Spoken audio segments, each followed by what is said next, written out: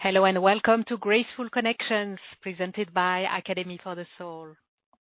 I'm your host, Sophie Bidard, and the co-creator of Graceful Connections, together with Christel Hughes, founder of Academy for the Soul, the online school for intuitive arts. Graceful Connections is an adventure of exploration, discovery, healing, liberation, growth, and truthful expression, which is facilitated, amplified, magnified, and blessed really with grace. As graceful connections are woven between you and our expert speakers, your guides into gracefully catalyzing your intuition. Thank you for being with us and bringing your unique vibration, colors, and energetic imprint, without which something would be missing. Thank you for answering yes to the calling of grace and the calling to live a truly intuitive life, which is what our guest, Elizabeth Wysen, will be sharing with us about today, and that's going to be fascinating for sure. So let's begin. I invite you to relax and take a few deep breaths.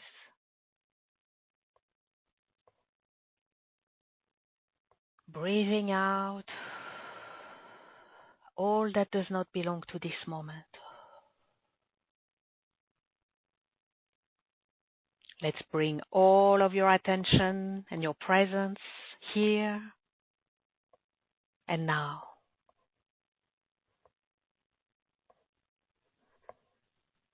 We set our intention that our time together, all that is shared in words and beyond the words, all the energies that we call in and flow serve our highest good, our evolution, and be of service to the highest good of all. I invite you to open your heart, or open it even more, and be ready to receive. And to open your mind, or open it even more, and be ready to receive. Activating your connection to the new earth crystalline grid,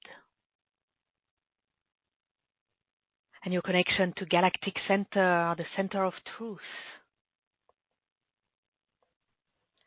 You are held, both grounded and suspended. You are safe, relaxed, and ready, and open to receive.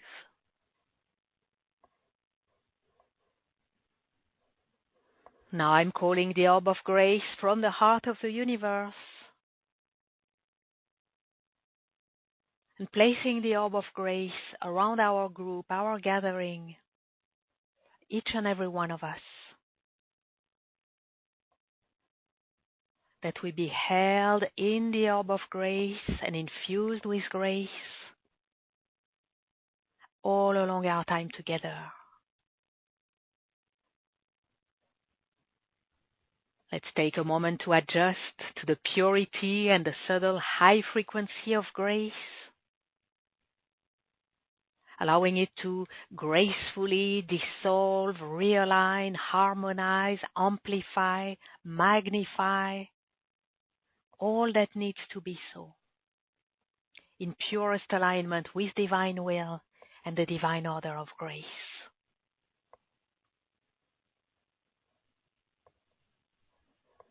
And breathe.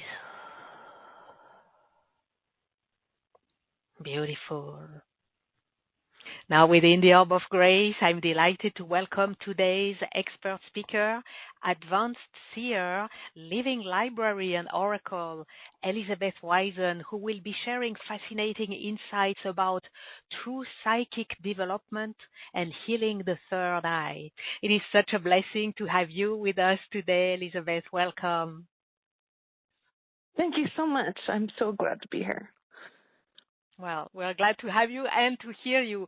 So, everyone, Elizabeth will be offering intuitive readings today. So, to request your reading, press *2 on the phone or click raise hand on the web to get on the line with Elizabeth, or place your request in the Q&A box on the web. And the question to ask for your reading is, which of the three minds should I work on most and how? But for now, let's dive into our fascinating topic. And I'd like to begin with asking you, Elizabeth, the burning question: what exactly is the third eye?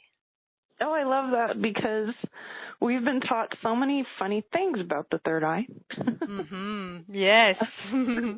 I like to describe the third eye as a muscle, and that it is actually a real photon receiver in your head. It's the pineal gland, but the pineal gland is very much like an eyeball. It actually receives light, and the light comes from multiple different places. But one of the ways that our third eye works for all of us is recall.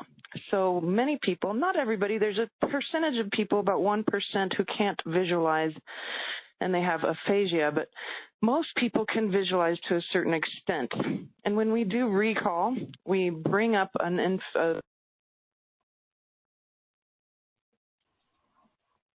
so when we recall information, we have images that actually are created by the brain, and it's photons.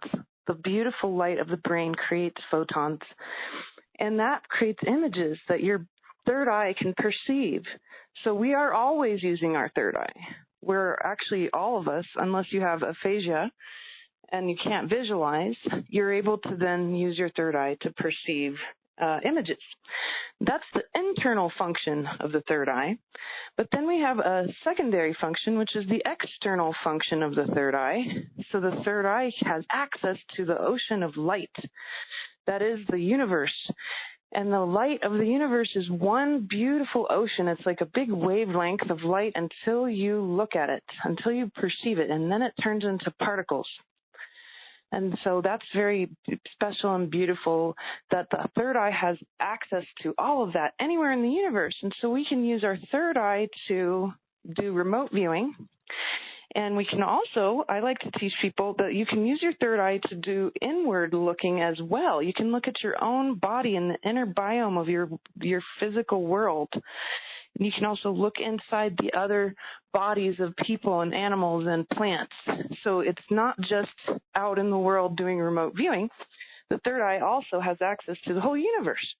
So the third eye is very scientific. It's a actual functioning, literally like an eyeball, and it receives all that light, and it gives you access to information of all kinds all over the universe. There's no boundaries to it. And that's what's so beautiful about the third eye. So I like to say that it's a very scientific organ. It's a real, actual organ. It's not a new age concept. It's a physical, scientific, measurable thing. It's a muscle that we can strengthen.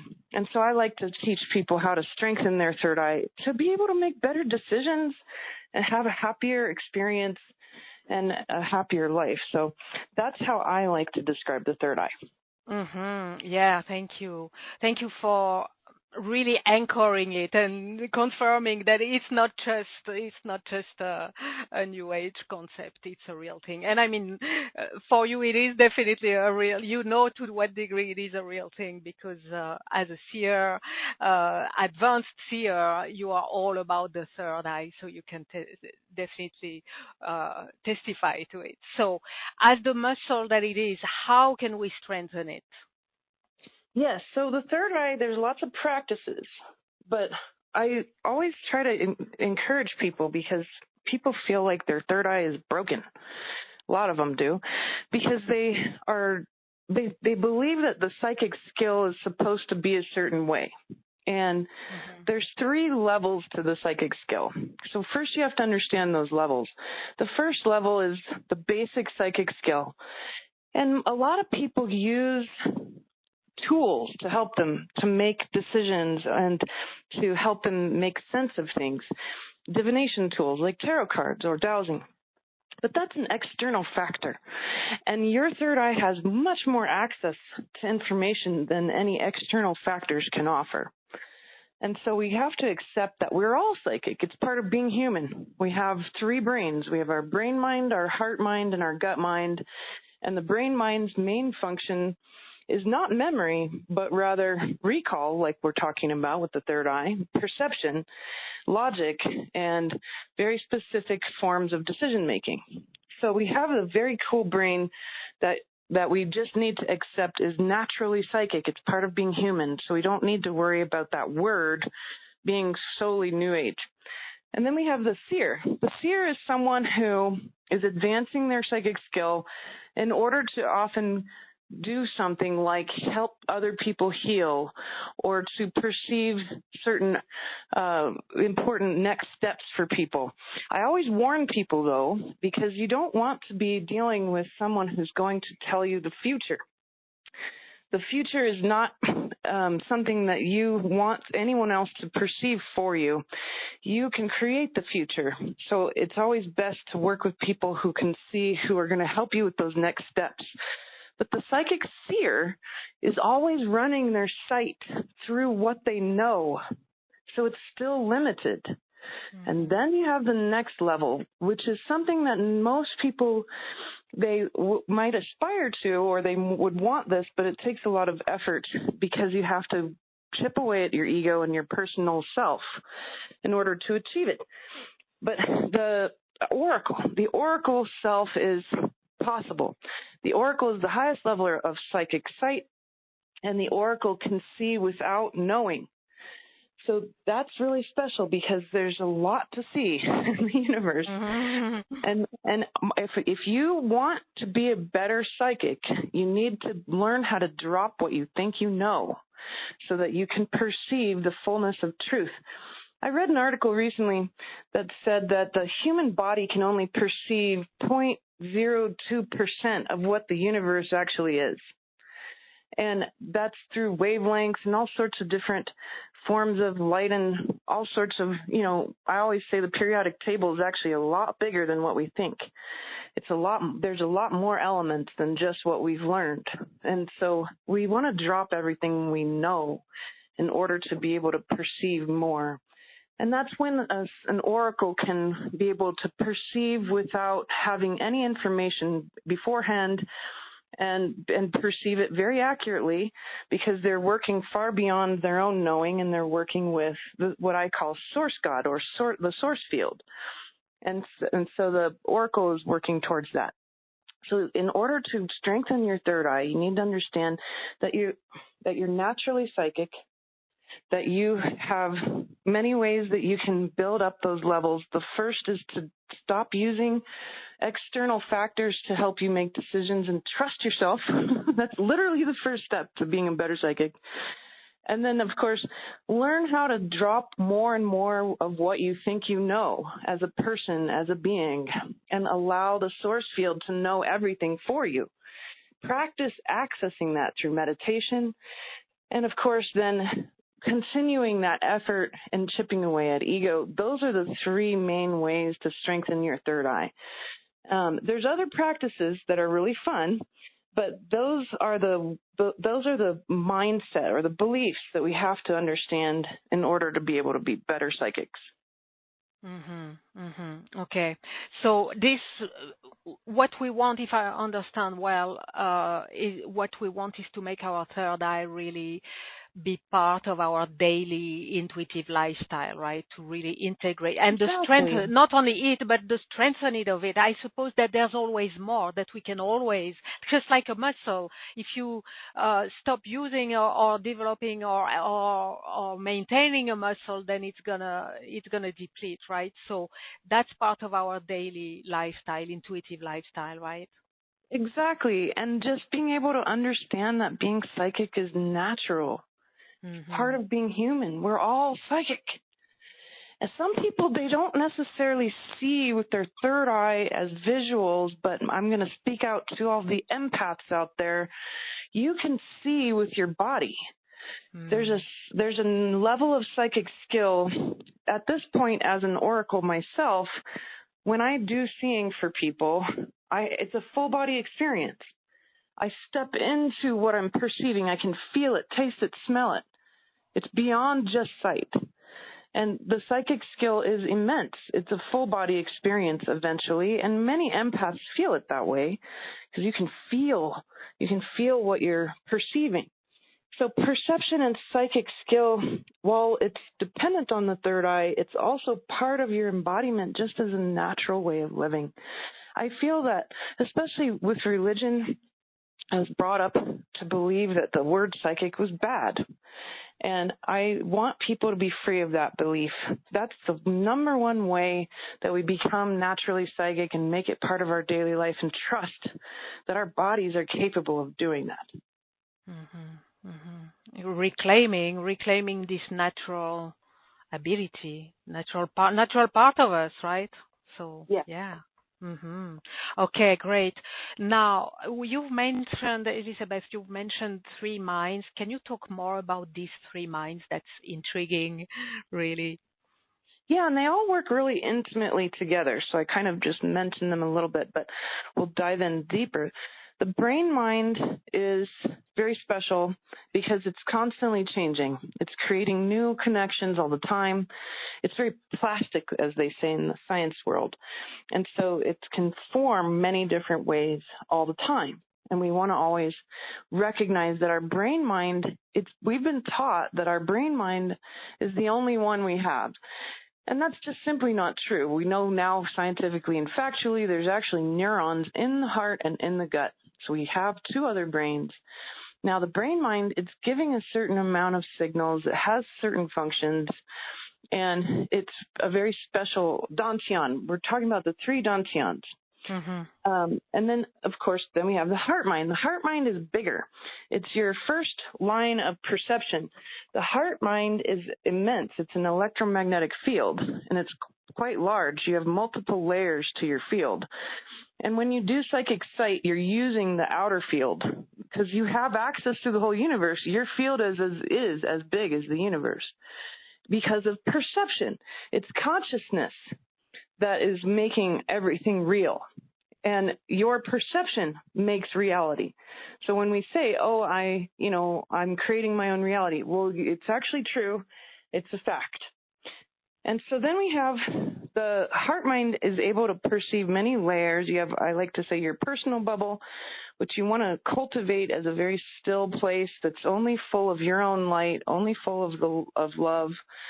And then we have the outer field, and the outer field can perceive more. And that's what empaths are using. The outer field is moving. And so we want the still sort of eye of the storm. And then we have the moving outer field. And it's full of phenomena, lots of phenomena. And the perception of the heart is very keen on using memory. So we thought that memory was in the brain, but it's actually in the heart because the heart doesn't regenerate. It barely regenerates. The only 2 things that don't regenerate in your body are the lenses of your eyes and your heart. And so the heart has all of your perfect body memory in it.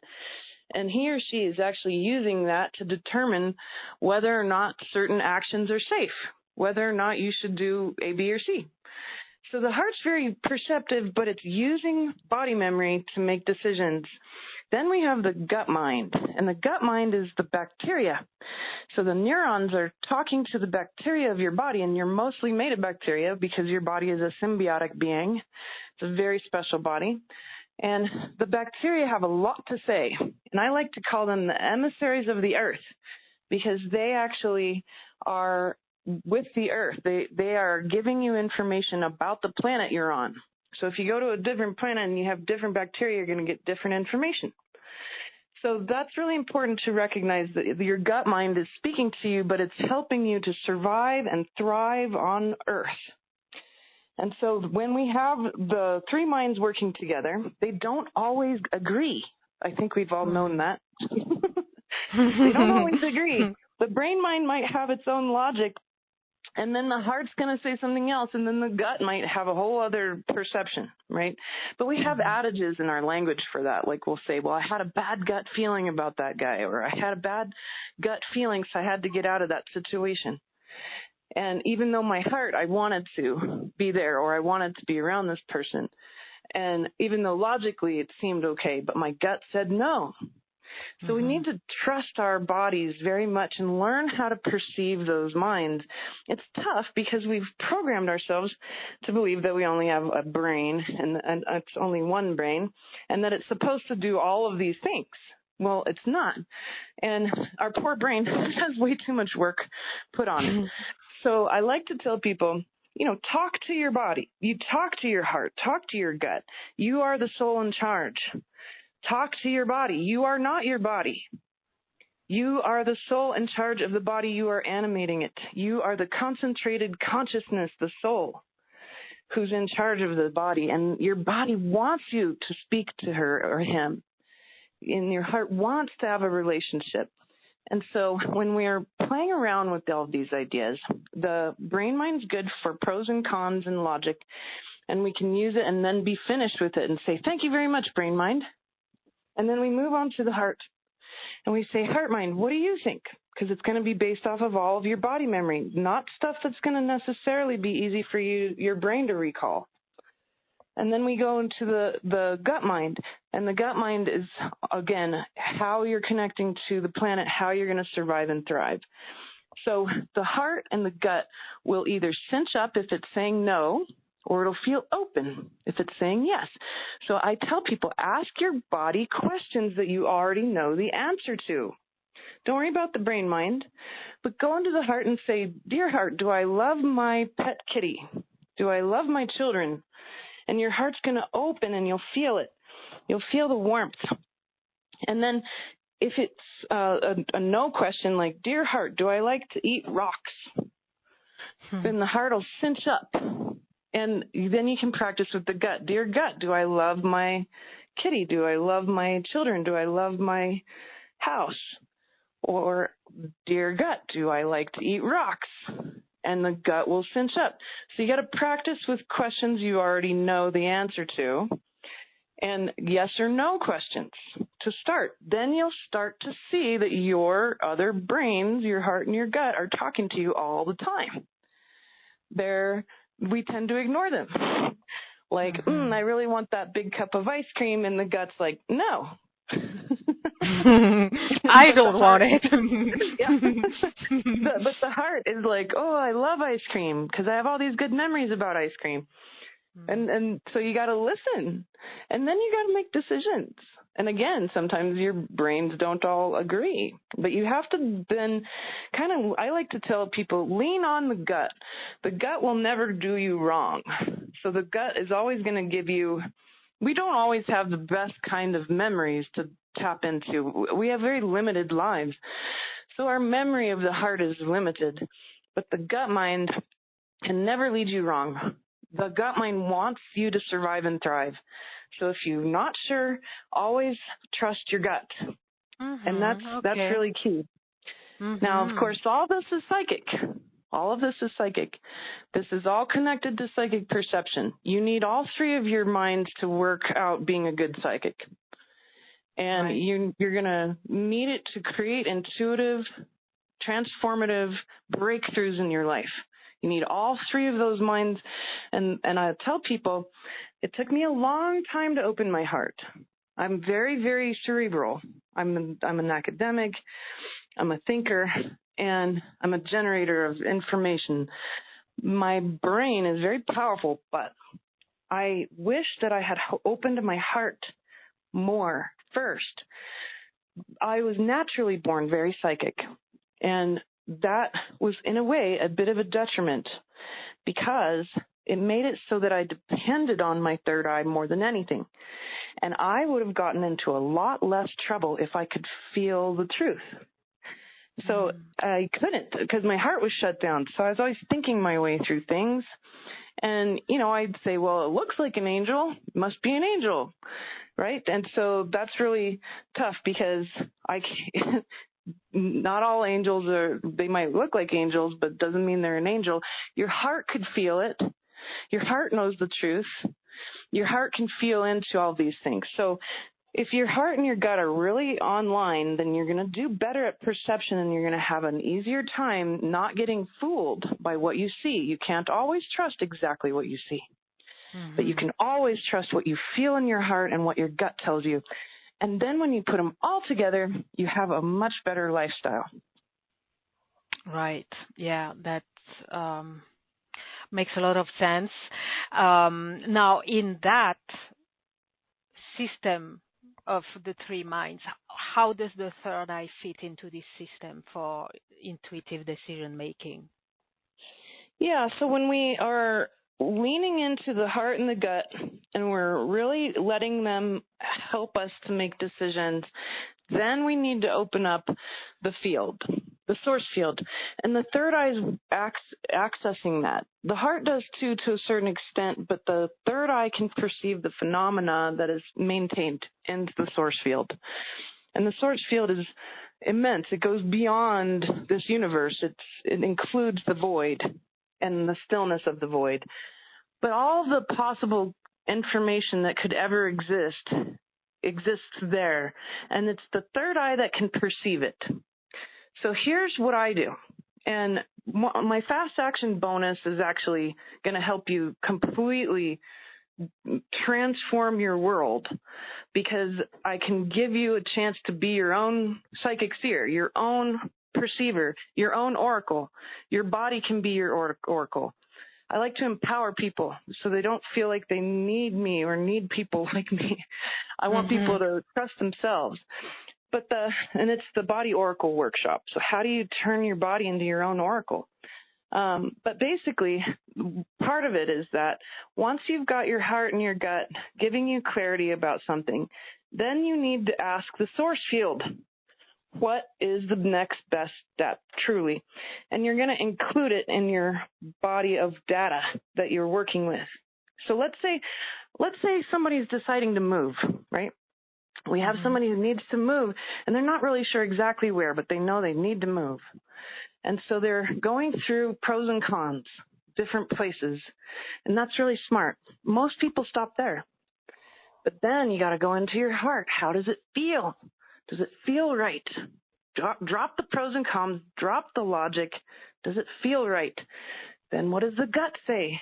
Does the gut feel like these places or a certain place is going to help you thrive more than another? And then we open up to the source field and we say, Source God, show me.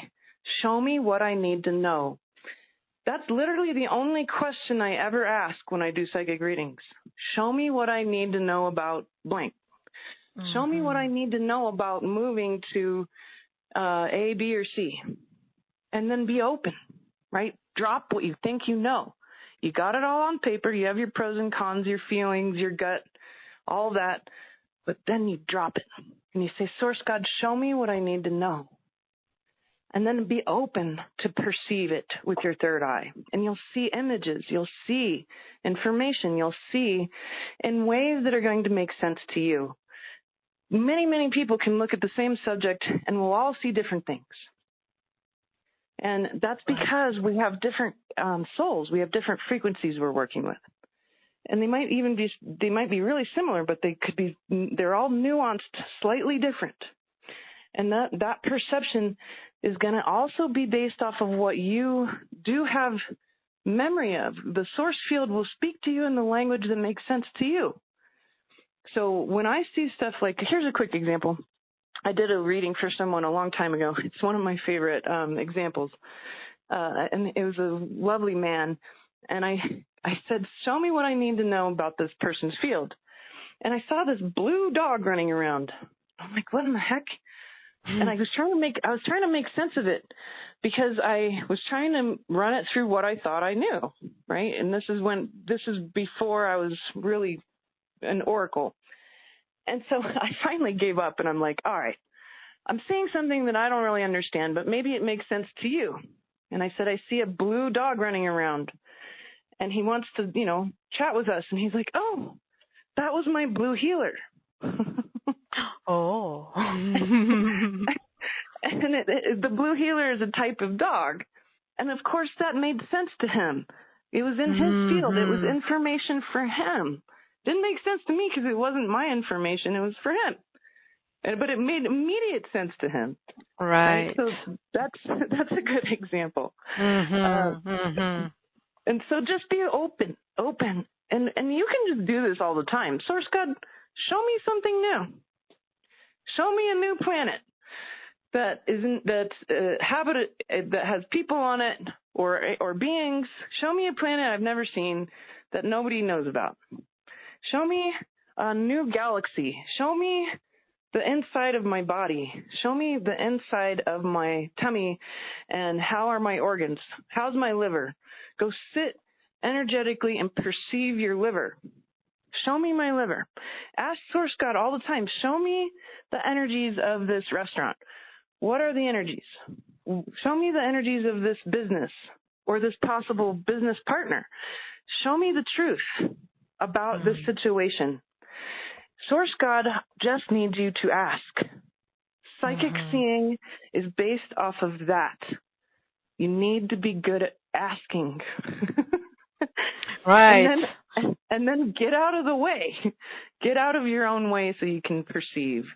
And it'll be visuals, it'll be feelings, and then eventually when you get good at it, it's a full body experience.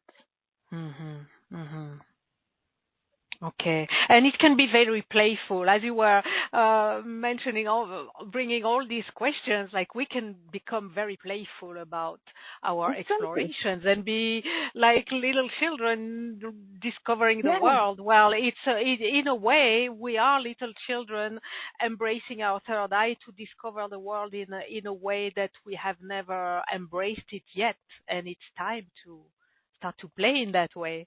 I'm getting. I like that, and I agree with you. It's incredibly exciting. I'm never bored. I'm sure. Yeah, it's very inspiring. We can play the same, whenever we have an empty moment, and it's not a moment for meditation, make it a moment for exploration and asking those questions and going along and asking without expectations, right? And without any preconceived anything. So that's right. And this leads us to being creative. That's just the first part. There's a whole other part to this. You have access to 12 dimensions of consciousness too. We're talking about the materium. We're talking about the 3D. Being able to perceive the 3D. You're not bound to time and space, but you're also not bound to one dimension. The 3D is only one of 12, and it's the only physical one. Right. There's many more, and these dimensions are incredibly powerful. One of them is the fourth dimension, and in the fourth dimension, that's what we tend to use when we're doing remote viewing, right? And I always warn people, remote viewing can be very tricky. It can be very dangerous. There's a lot going on. There's many types of beings in many dimensions.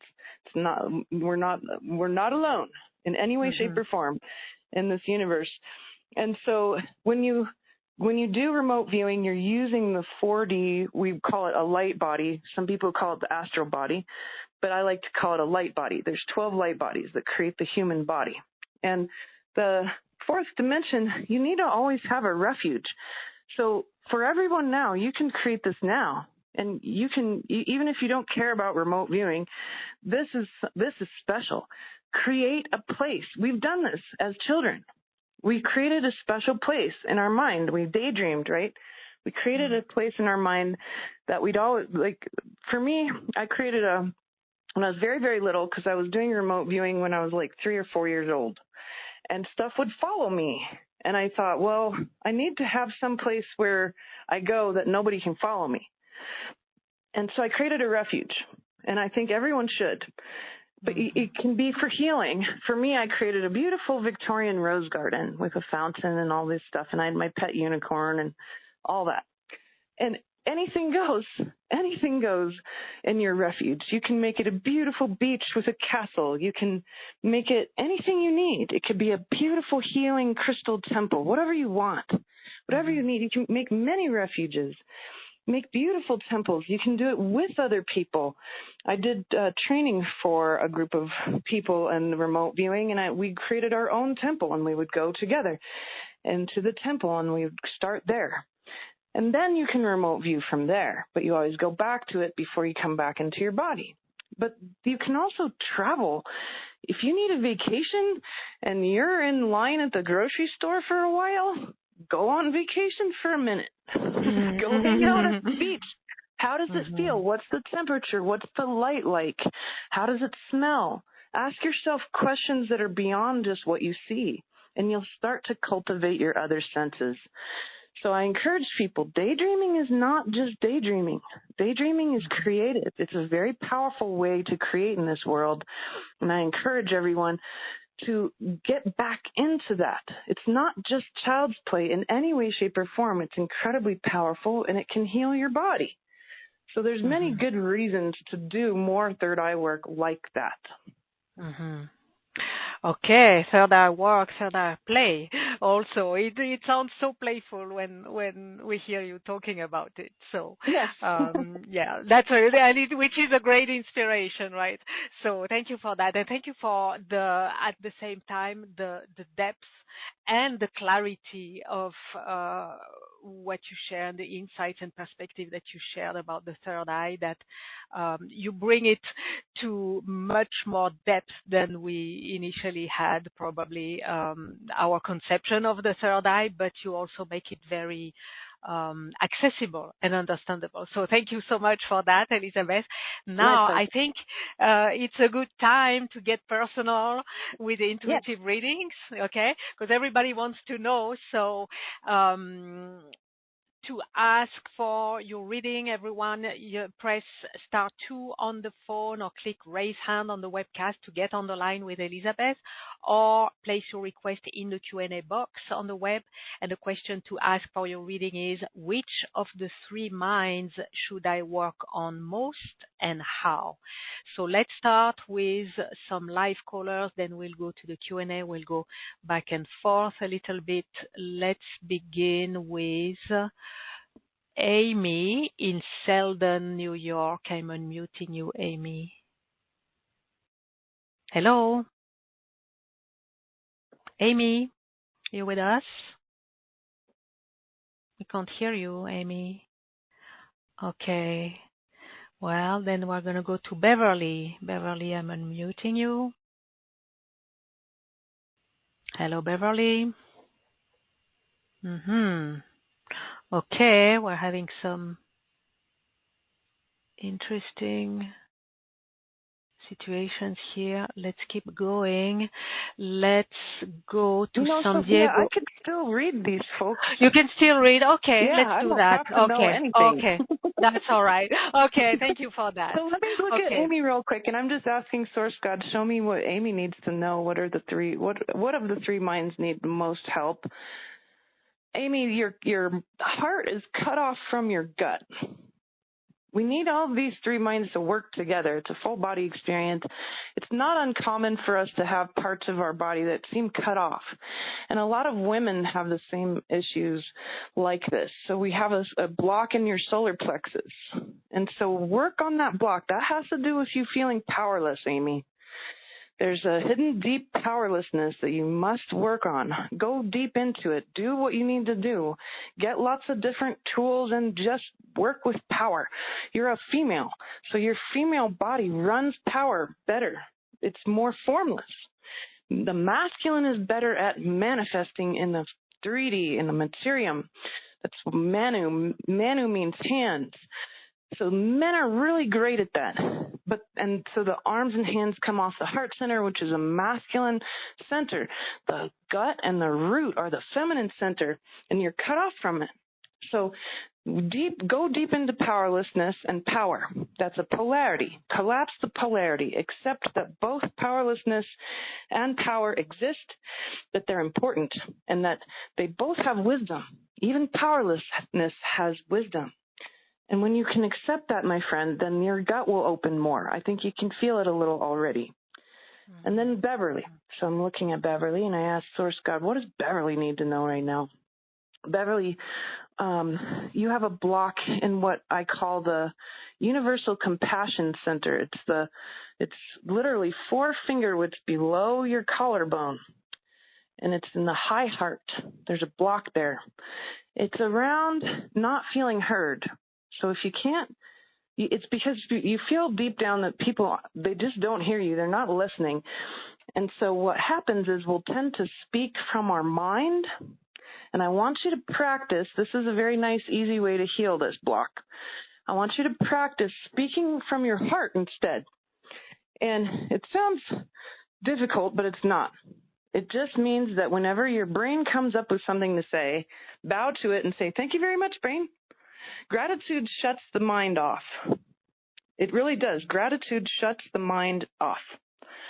And if you bow to your brain and you say, thank you so much, now I need to feel what I need to say, you'll be amazed at the richness and the light that comes through your voice. And you'll heal your throat. You'll heal your voice. You'll be able to speak from the heart and open your heart more. Your heart can speak better because it puts more energy and light and richness into your voice. Then people will hear you. So it's not just people being jerks. It's actually that they're not able to hear you because it's kind of like listening to one note on the piano, right? And if you block it out, bing, bing, bing. It's one note on the piano, but the heart has the whole piano. It can play the song. People want to hear that, right? They don't want to hear one note on the piano. That's the best metaphor I can give you. Allow the richness of the heart to speak through your voice, and it will heal. Beautiful. Thank you. Thank you. Thank you, Beverly. Blessings. Okay, we are going to go to Paraguay with Anne. Unmuting you, Anne. I hope we can get you. Here you are, Anne. Welcome. Hi, can you hear me? Yes, Hi, welcome. Anne. Oh, great. I'm so glad to be on the call with you. Elizabeth, what do you see for my 3 minds? I'd love to hear. Thank you. Oh, thank you. Very good, Anne. So I'm asking Source, show me what Anne needs to know about her 3 minds.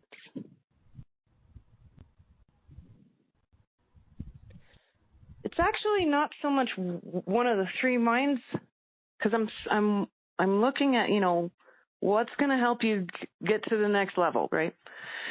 It's an externalization of power. It's a program. We tend to have these hidden programs. It's tricky. We can't see ourselves very well. I can't see myself very well at all. I get readings too. But when we externalize power, we're saying everything around me has a lot of weight, it has a lot of meaning. And it can be people, it can be situations, careers, it can be your house, it can be the material world. That all seems to have a lot of power. And it's an illusion. Now, you mentally know that. But the fact is that you're not really able to tap into the power of your consciousness because you keep believing that you are the movie that's being played. Think of it this way. Your soul is the light in the projector. You are not the body. You are not the film that the projector's moving through. The film is the DNA. And what happens is most people think they are the body. And so we're oriented in the 3D. That's the wrong place to be oriented. You want to be oriented in the first dimension, the I am presence. I exist. I am. I am not the body. I'm not the life that I have. It doesn't have any power.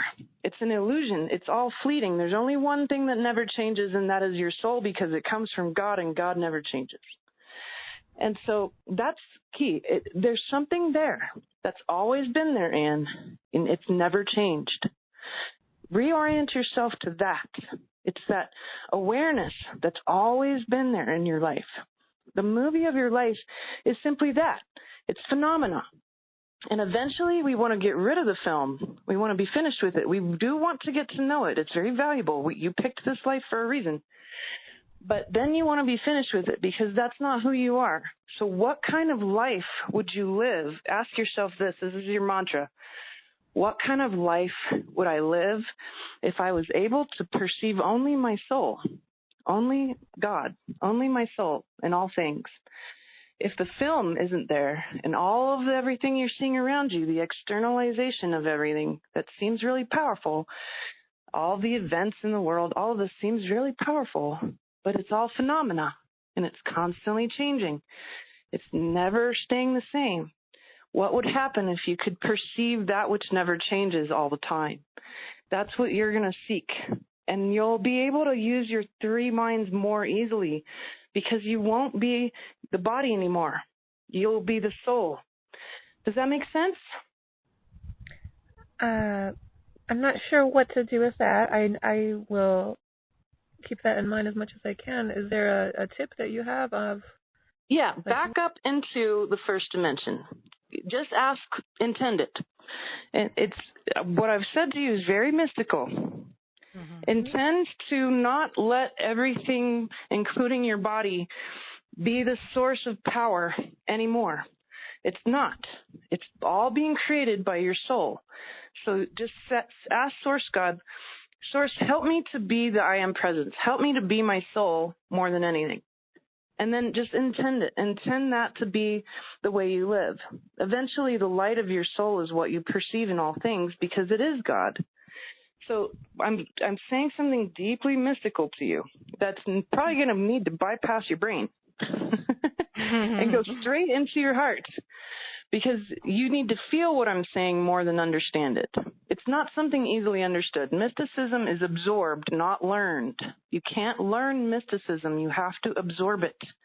You have to be around mystics to become more mystical.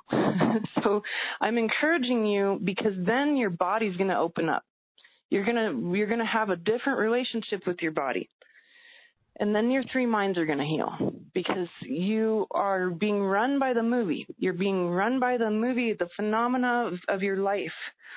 And most of us do have that.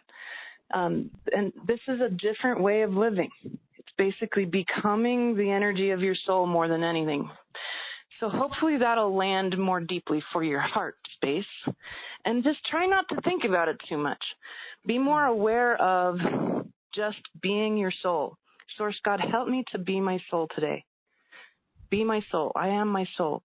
That's your mantra. I am my soul, nothing else. I am only that. And everything else starts to make a lot more sense because it's actually all phenomena. It's constantly changing. And you can trust that change. Okay. I will do my best. Thank you so much. Thank you. Thank you, Anne. Thank you. And I would suggest go back to the replay once we're done with the call, listen again to the reading from Elizabeth and pick up the question and go and explore with the question. And I'm feeling, Elizabeth, that's a question we can all play with the question, right? Yeah. That's for everybody. Yeah, absolutely. Yeah. So thank you, Anne, for bringing this for everybody, this mystical perspective and mystical question. Okay, thank you. We're gonna take Christina on the line, unmuting you. Christina, hello. Hello, can you hear me? Hello. Christina? Yes, welcome. Hey, Elizabeth, happy birthday. Happy to thank you. hear you again. Thank you. And by the way, last night I dreamt of you, and maybe it's an anticipation because of this call. I don't know what happened, but I'm so glad. Wow. And I'm That's special. Thank you. Insight. Yes, and open for your insight, what I need to know in this moment, with all the three minds or something else. Thank you so much. Ooh, something juicy for you. Okay, so we have the subconscious. Now, most people have a very weird ideas about what the subconscious is. But I like to call it's pure power. It's pure unbridled power. And the subconscious it's taking everything you say and everything you think and it's creating it. Because you're basically telling the subconscious everything we think, everything we say, everything we do, we're telling the subconscious that that's what we want. So if we say like, oh, I hate my hair, then the body hates your hair. And then the hair is going to be bad. It might fall out or whatever. And because the subconscious is taking all that information that you say and it's making it real. So we need to be careful, but we need to clean up the subconscious because the subconscious is full of all sorts of stuff. It's like a big basement of stuff. It's a collection of all the things you've said and done and a bunch of things. It's also full of fantasies and false memories and real memories and suppressed memories and all kinds of things. So here's a trick. How do you clear the subconscious? I call this psychic processing. Be wise with this. You need to have an emotional processing capability to do this kind of processing. This is a different tool to get deeper into clearing your emotions, your programs, your trauma. Trauma is what blocks everybody. It blocks us all from being able to be mystical. Trauma needs to be cleaned up, but so does the programming and the cultural conditioning. And all that's stored in the subconscious. So this is only the first step in a two-step effort because you need to have an emotional processing technique. There's lots and lots of different kinds of techniques out there that work well.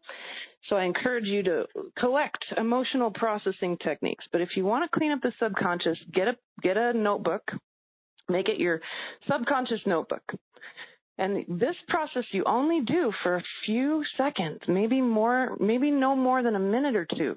You don't need to do it very long, and you'll see why. All you have to do is get your notebook, and you sit down, usually at the end of the day, and you say, all right, subconscious, what do I need to bring out? This is going to use your third eye. It's going to strengthen your third eye. And what do I need to bring out of the basement? And it's going to be random. So you write down 1, 2, maybe 3 word descriptions, no more than that.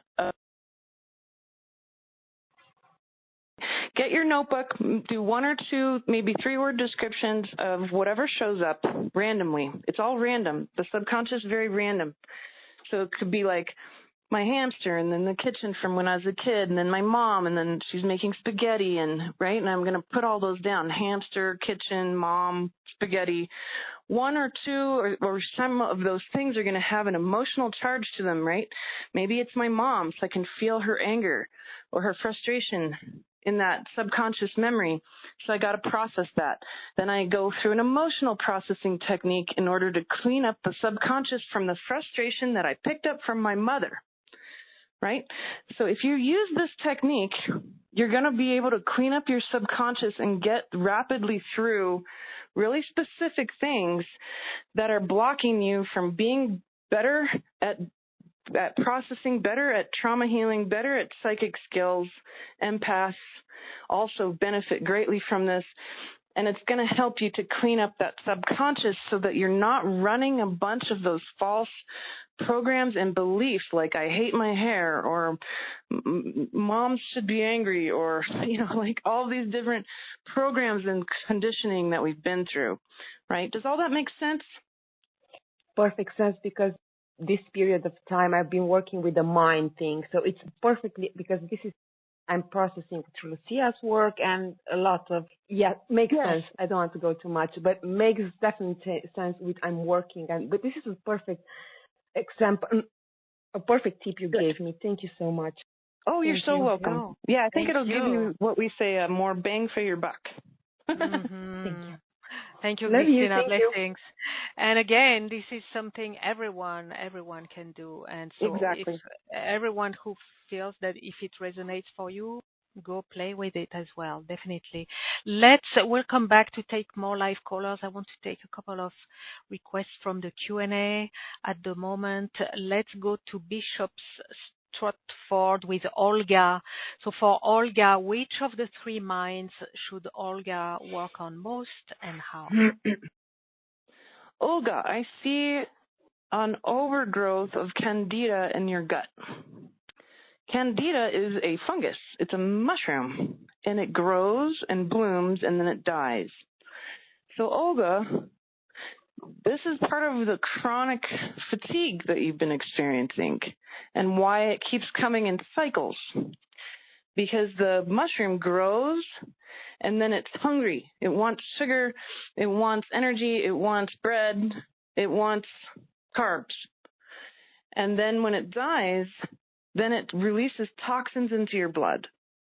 And that makes you incredibly tired. It can even cause flu-like symptoms, even though you don't have the flu. So the candida, how do we fix this? Well, you need a little bit of candida in your gut. It's part of a healthy biome.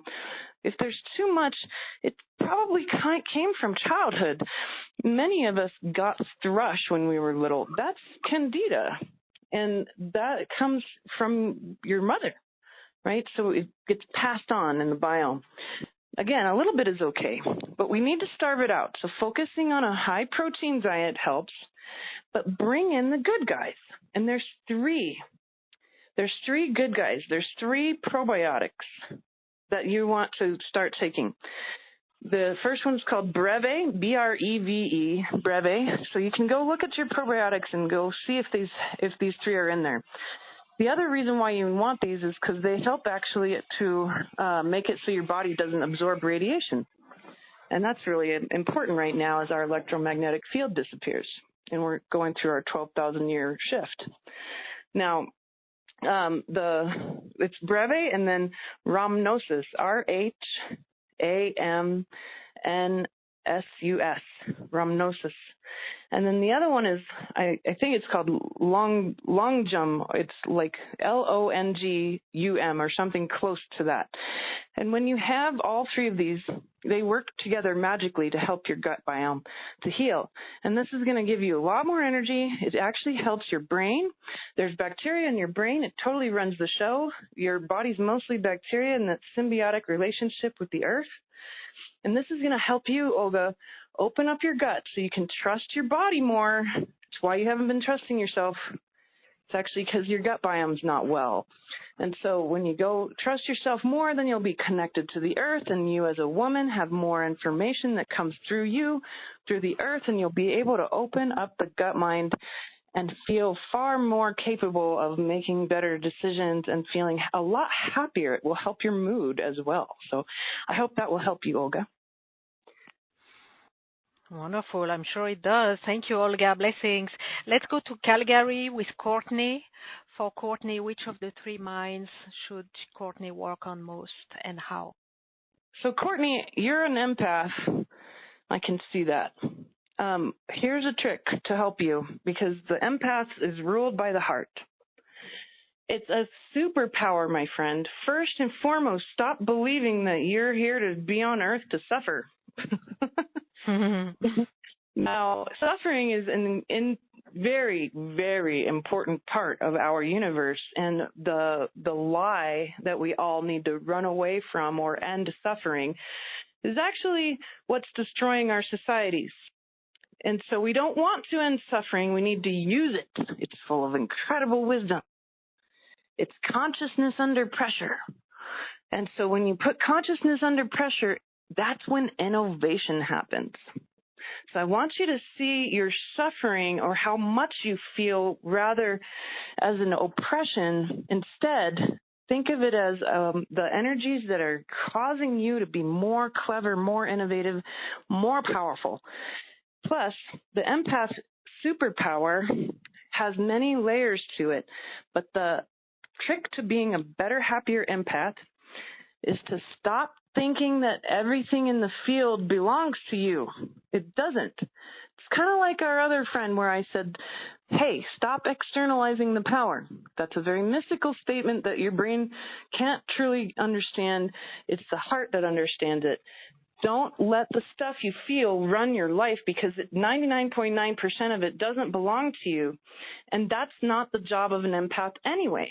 The job of an empath is to command it, to do what it needs to do, to go where it needs to go. All the stuff in your field that you can feel, you need to give it permission to go. And it's so easy. All you have to do is say, dear heart, please allow all the energies that are in my outer field to go where they need to go now.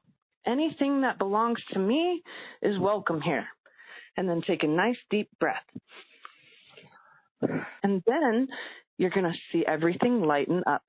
If you use these heart commands then you are going to have a very, very much happier life. So all of you empaths, command the stuff around you to go. It's actually waiting for you. Your superpower is the movement of conscious energy. And all you need to do is be the commander of it and insist that it does what it needs to do. It's waiting. That's why it feels so heavy. It's like a big train yard out there in your field. And those trains need your permission to leave, to go where they need to go so the energies can move. And people's fields, the empaths' fields are immense. They're huge. They're like hurricanes. They're huge. They move a lot of energy and a lot of information. Collective empaths can feel the collective and all of that. So it's really key to give it all permission. That's your job, not to feel it all. You don't need to worry about that. You only need to feel what's necessary for you, what belongs to you. Now give it permission to move, and you're going to have a very much happier time and an easier time connecting to your heart. Wonderful. Thank you, Courtney. Thank you for bringing this for yourself and for all the empaths on the call. We all need that. So thank you so much, Elizabeth, for sharing this for Courtney and for everyone who needed to hear this. Blessings to you, Courtney. Okay, we'll come back for more readings, but I would like to go to the wonderful offering you have created, Elizabeth. It's called A Truly Intuitive Life, Psychic Development and Healing Package. So we'd love to hear all about it. So for everyone to follow, if you're on the phone, you can go on the web to gracefulconnections.com/Elizabeth4. That's graceful with 2 L's, gracefulconnections.com/ELIZABETH digit 4. If you're on the webcast, you have a button and the link. You can click to go on the special offer page. If you're on the replay, just scroll down the page to discover Elizabeth's special offer. So Elizabeth, please reveal what you have created for our audience. Thank you. Well, first, the fast action bonus is the Body Oracle workshop. It's going to teach you how to systematically use your mind, your heart, and your gut to make better decisions for you in your life. Then we have the Third Eye Evolution. It's a 7-part training series where I teach you the very basics and then deeper and deeper into more complex ways of doing third eye work. And I love this class because we start out with games. We got to make this fun, creative, fun, enjoyable, curious, all these wonderful things. We don't want to make third eye work too serious, or else you'll feel blocked about it. It can be very serious, it's true. But hey, we have enough seriousness in the world. It's really important to play. So I encourage you to take this class because it gives you a full spectrum, step-by-step way of living a more psychic life and using that third eye as a muscle. All the possible techniques you could want to have a strong third eye. And then the next one we have is called the Psychic Playground. And that is also a multi-part series where I dig deep into the playfulness of being psychic as well. So it's a good complement to that first course. Then we have, I believe on there, because I can't go look at the page, I'm trying to remember it off the top of my head. You want me to read the components? Yeah, sure. You want me to read it? So we had the Third Eye Evolution, that's a 7-part course. Yes. The second one, Psychic Playground, that's also a 7-part course. So these are like solid courses. The third one, which is also a 7-part course, is the Quantum Healing Revolution.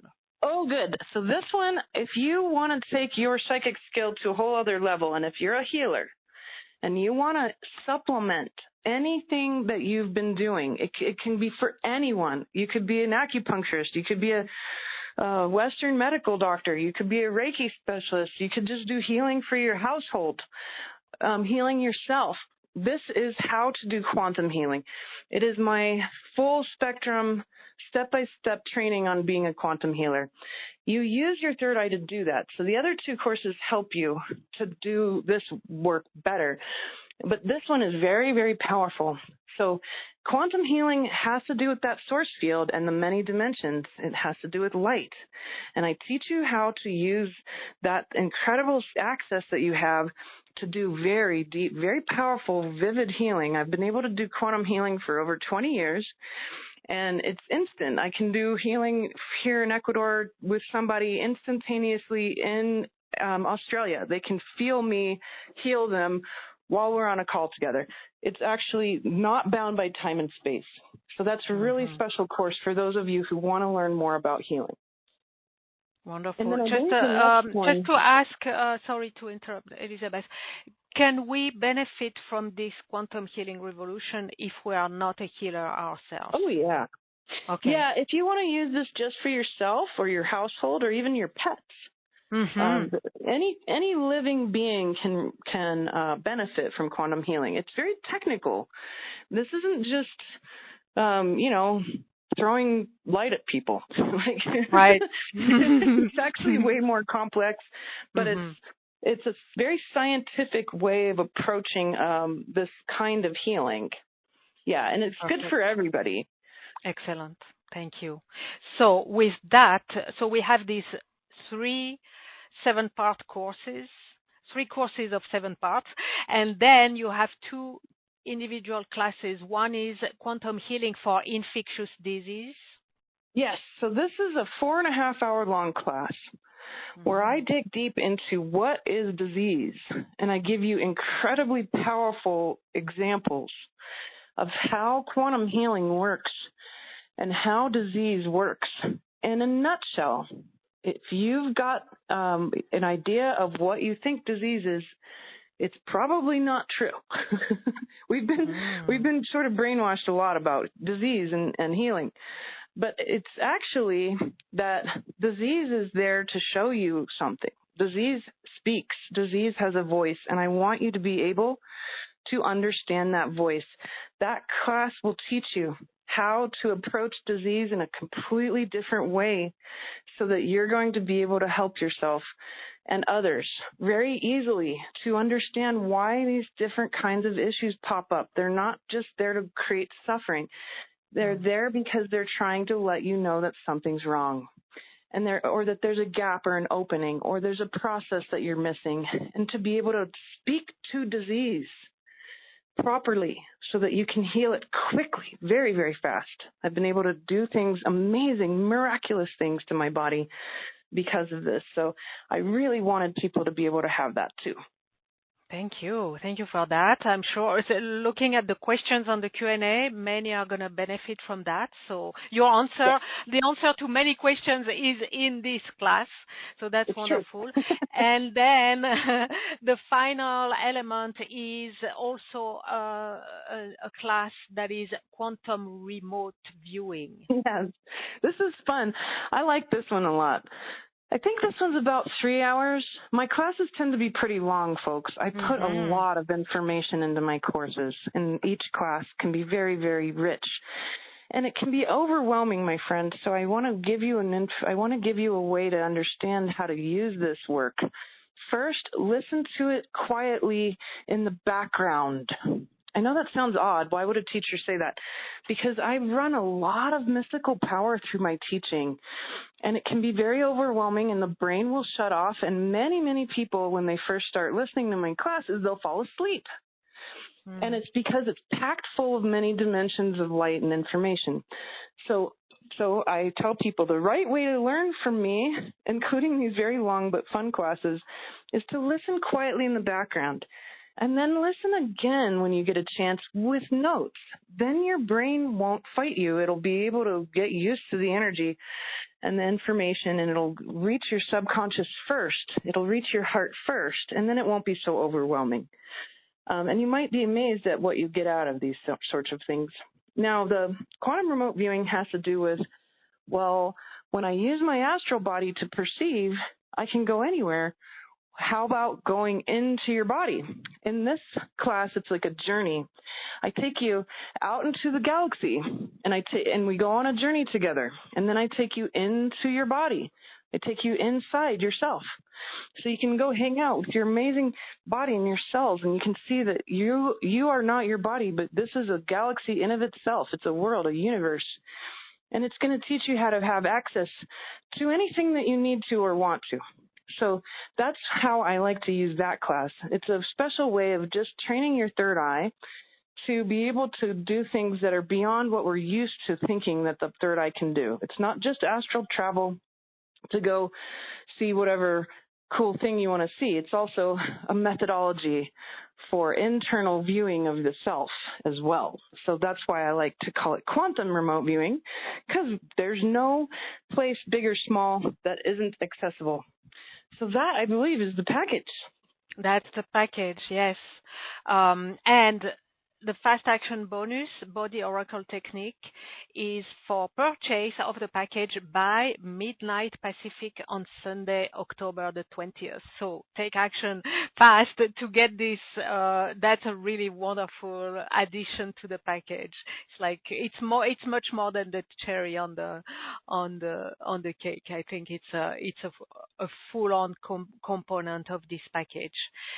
So you have 4 payment plan, and it is very generously priced for all this. So let me quickly wrap up. You have 3 courses of 7 parts: the third eye evolution, the psychic playground, and the quantum healing revolution.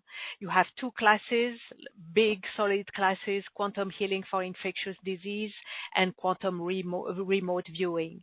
That's the package, and your fast action bonus for purchase by midnight on Sunday, October 20th, is your body oracle technique. Thank you so much, Elizabeth, for putting this together, creating this package, a truly intuitive life, a psychic development and healing package. It really feels like this is everything we need to live this truly intuitive life.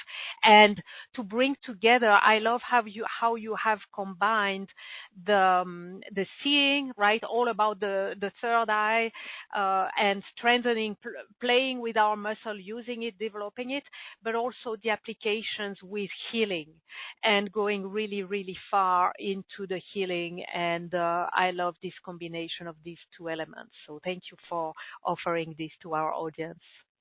My pleasure. It's some of my favorite classes that I've taught. It's more practical, hands-on, third eye on. It's very useful stuff. It's full. It's got mysticism in it, but it's more for people who really want to practice and use their bodies to their best extent. And live it, right, as it says, a truly intuitive life. Thank you. Okay, wonderful. Well, let's go back now that we know where all the treasures that we have that we're going to be able to work with, to play with, to support ourselves. Let's go back to the readings and see what's going on with the 3 minds. Let's go to Brooklyn with Jane. I'm unmuting you, Jane. Hi. Hello. Hi, welcome. Hi. Welcome. Good. I'll just jump in. Can you hear me? Yes, I can. I'll just jump right in for you, Jane. Okay. Yeah, tell me which of the 3 minds, and is the quantum remote viewing will help me become a medical intuit? I'm a healer. It can definitely support you in doing that, yes. I think that combined with the quantum healing revolution, those 2 would help you to be better medical intuition, correct? Yes, absolutely. Yeah, so Jane, your lungs. I'm looking at your lungs and your throat. They're popping out to me, and I'm kind of sitting with them. I believe that you'll find your heart will open a lot more if you try to do 2 things. Just play around with these ideas, and you can go on YouTube probably and find some training. Do some breath work, learn different breathing techniques, and then also do some toning where you're actually singing very specific notes. The body is based in frequency. We don't necessarily have to listen to a video of a solfeggio tone in order to heal. You can use your own voice. I even had a friend heal his own very bad sinus infection by doing toning, by singing very specific notes, and it healed his sinus infection. Your lungs and your throat need some attention, but they're also bringing you to another level. If you do breathing work and practice with some toning, it's going to take you to a different consciousness state. You've been seeking that consciousness state. We call it nirva kalpa samadhi. It's the no mind, where your mind can stop because your mind's very strong and it wants to take over. It's been taught to take over, but we bow to the mind and we let the toning and the breathing completely turn our minds into something else. It's sort of like a body hack. We're going to use your lungs and your voice to heal themselves from not feeling like you've been heard. You have the same problem as our previous guest as well, not feeling heard. But the deeper ability of that voice and the lungs to actually bring you to a different consciousness state and heal your body, it will open your heart way more so that you can perceive more. So that's what I see for you, Jean. Okay. Thank you very much. I know that humming. Yes. When I hum and focus on any part of the body that needs healing, the humming heals that body part, whether in me or in others. Exactly. Yes. We're just going to take it to a different level. Just play around with as many techniques for toning and breath work as possible, and you're just going to find so many cool ways to help yourself. Many thanks. Wonderful. Thank you. Thank you, Jen. Blessings.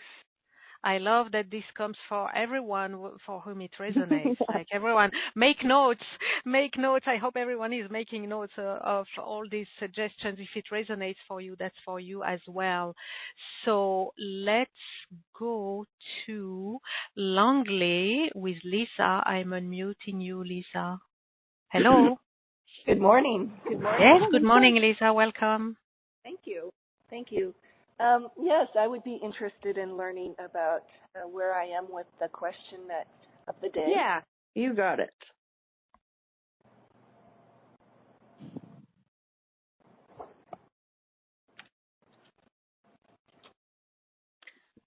I see the marks of narcissistic abuse in your field.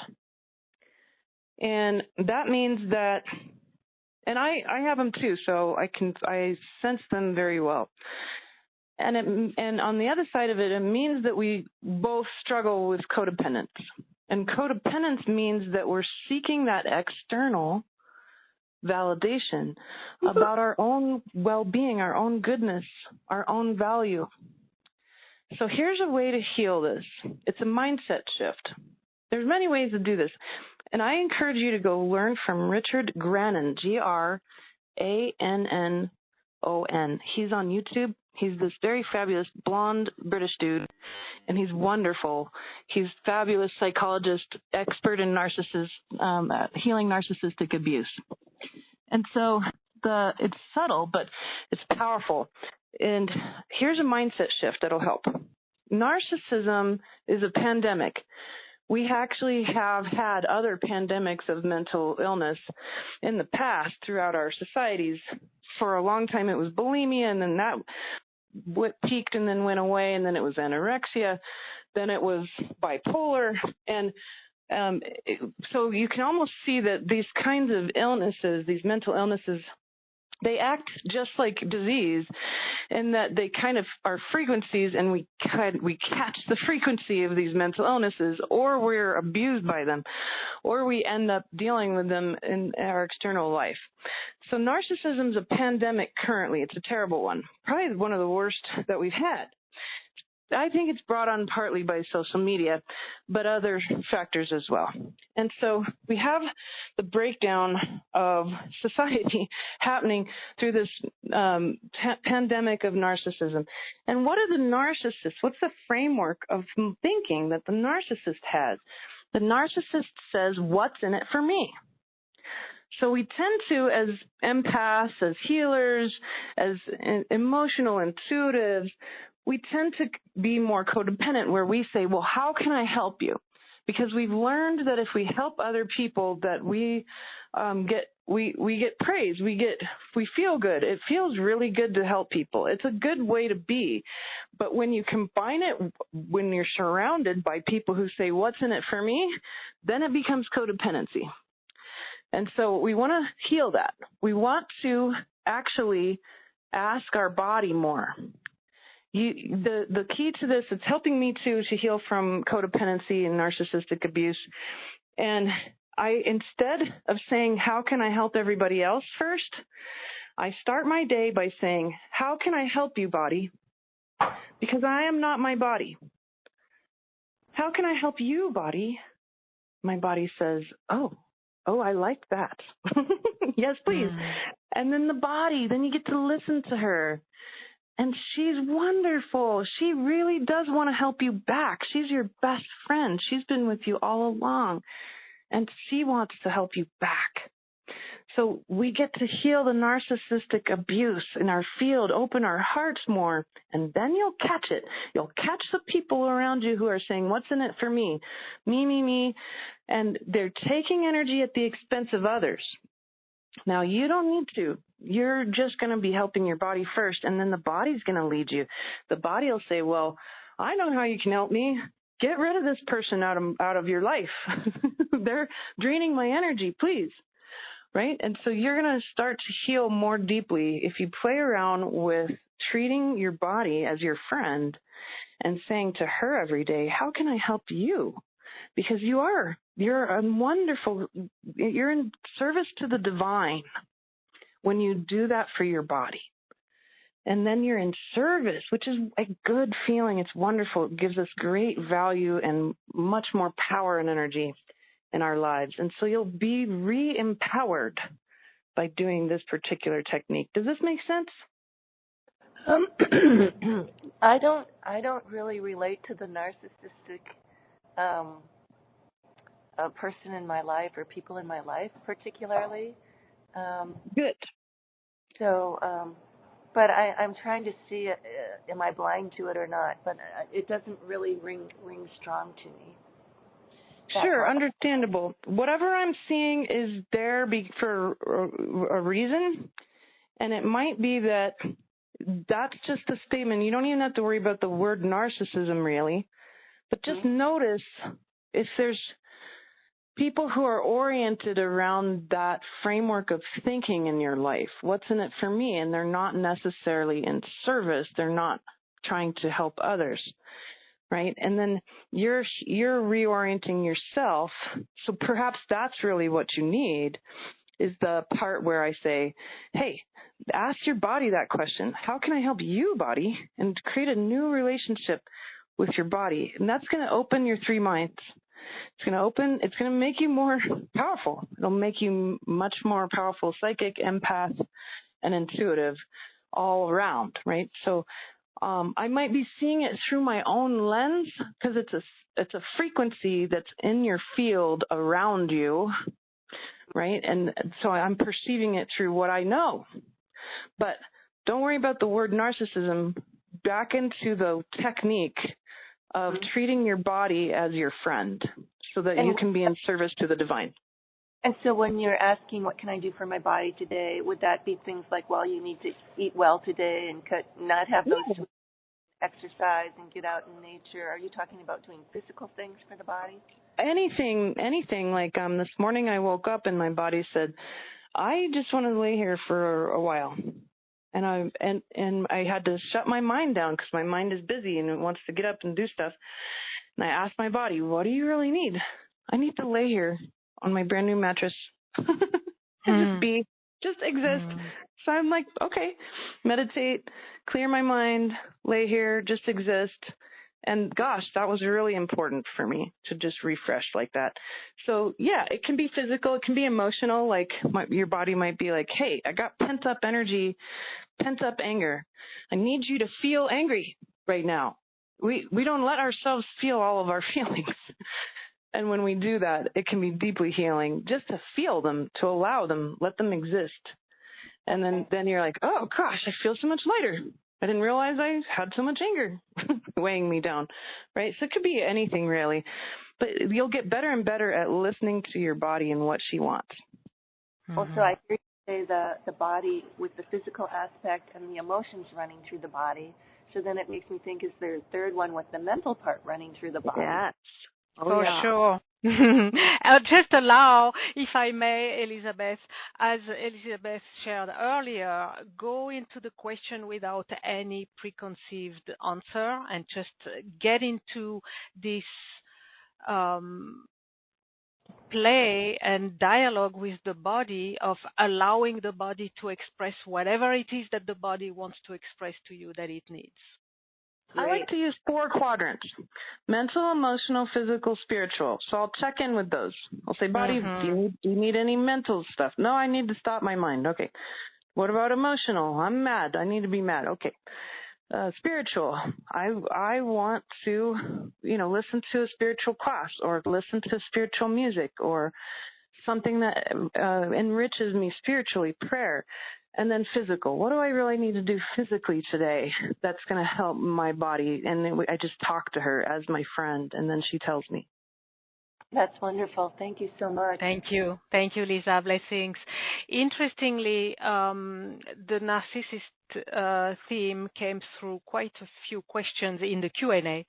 So, and it can be very covert as well, right? We may not right, and we tend to, and we hear that word, and it's got a lot of weight to it.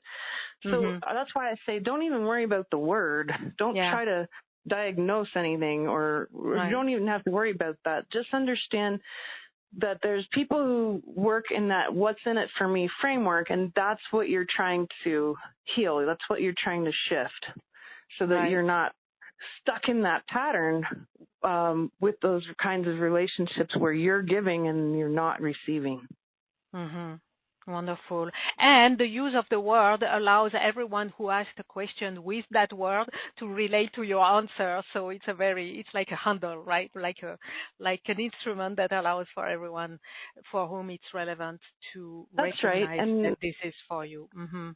And when I do readings with big groups like this, sometimes it might not, for 2 people today, it wasn't necessarily spot on exactly what they were thinking perhaps that they might receive, but it was for the group, and then there's a tidbit or there's a jewel in there that they really needed.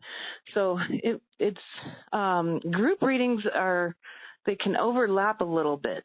So that's why I think probably there's some energies like that. Definitely. And I'm hearing group readings are readings for the group. So everyone gets served. And we have so many requests, but definitely I'm sure that everyone has been served by one or the other of the readings and of the insight that you have offered. Elizabeth, thank you so much. So let me wrap up. Before I ask you if you have any final word to share, let me wrap up about your wonderful special offer, a truly intuitive life, psychic development and healing package. You have 3 courses of 7 parts each. That's the Third Eye Evolution, the Psychic Playground, and the Quantum Healing Revolution. Plus you have 2 big classes, Quantum Healing for Infectious Disease and Quantum Remote Viewing. So that's the package. If you purchase before Sunday, October 20th at midnight Pacific, you will get the Fast Action bonus. That's the Body Oracle technique. You have all the details on all these classes and courses if you go to gracefulconnections.com/Elizabeth4. If you're on the webcast, click the button or the link. If you're on the replay, just scroll down the page for all the details. With that, Elizabeth, is there any word of closing you would like to offer? You've offered so much already. Is there anything else you would like to add? Yeah, kind of a collective group statement here to all of our listeners who will listen to this live and who have been here, but also those who are in the replay. We're going to listen to that too. And it's first and foremost, it feels for many of us that we're sort of spinning to the bottom of a drain. And it's true. You're not crazy. When we are going through really immense changes, especially we're dealing with an astrophysics level change, we're dealing with a solar system level, planetary level change. We're going through our 12,000 year excursion. There's many cycles that our planet goes through. Now I'm talking about science here. We are in the peak of this. This is peaking, and it's going to get more intense. As we spin tighter, more changes happen faster.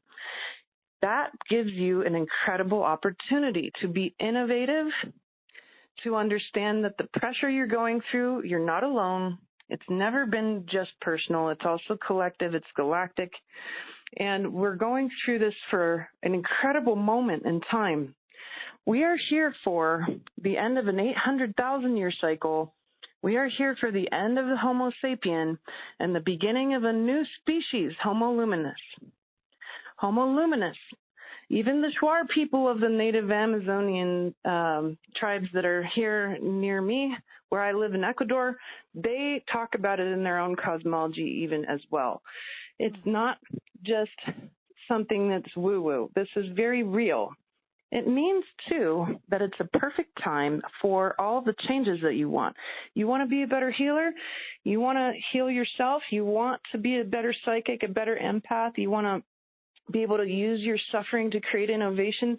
It's the time to do that now. And you're going to get better, faster results. But understand the physics of consciousness. When you have breakthroughs, you're releasing pressure from consciousness, and it goes out to the edge and it bounces back. And that's why every time you have a breakthrough, you'll watch it now very carefully. You've probably already clocked it before, that there's some kind of blow up. You'll have a breakthrough and then you'll get in a fight with your husband, or you'll have a breakthrough and the kids go crazy, or somebody gets sick, or the dog barfs all over the carpet, or, you know, it's like pretty wild.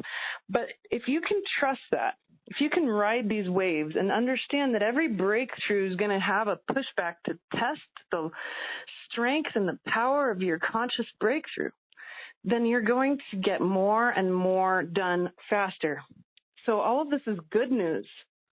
We're not just in this shift, and it might seem scary and all of these things, and that's not really why you're here.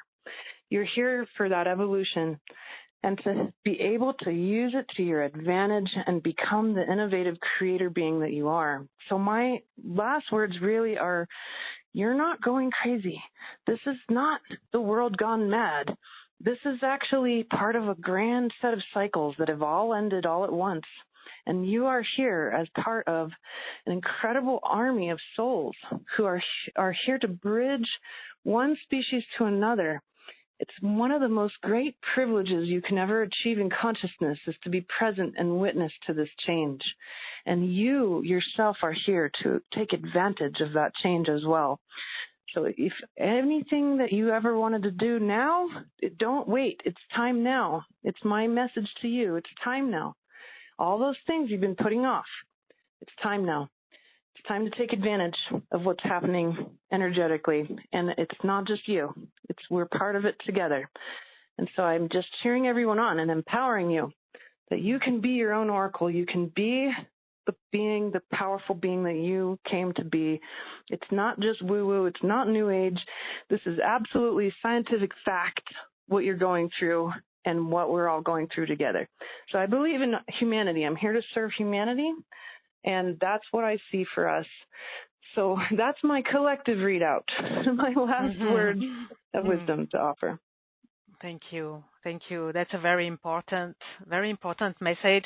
I get many shivers, and I'm sure many of our listeners certainly do. Thank you so much for this perspective and these insights and this inspiration. It is very inspiring. Elizabeth, thank you. Let's take a moment to be present on these beautiful words. Let's take a moment to be present once again to the orb of grace, allowing it to remain there, holding us, holding all that we have discovered, explored, received, experienced today, all that we're not even yet aware that we have received, allowing it to sink in, to come to our awareness as we are held in the orb of grace for as long as it serves our highest good, our evolution, and the highest good of all.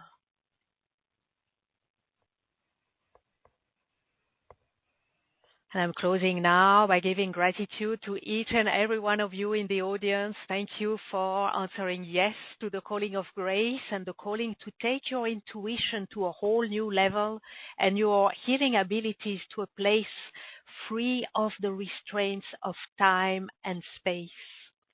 Immense gratitude to you, wonderful Elizabeth, for all the insights, the wisdom, the brilliance, the offerings you have gifted us today through all the graceful connections that have been woven with you and your masterful expertise. And I want to add, as a caller gave it away, happy birthday to you, and thank you for choosing thank you for choosing to spend it with us. We really appreciate that. I certainly do, and I'm sure everybody does. Thank you. And gratitude to the Orb of Grace for providing a safe, sacred space for our journey of exploration. Gratitude for all the grace we are blessed with at every moment, whether we are aware of it or not. It offers all the nourishment, the nurturing, the healing, the revelations, and the realizations that we open our hearts to receive. Gratitude to our higher selves and all the higher beings who guide, support, and protect us. And gratitude to the divine. Thank you. Until we meet again, many graceful blessings to you all. Thank you, Elizabeth. Thank you, everyone. Thank you. Goodbye now. Thank you. Bye-bye. Bye.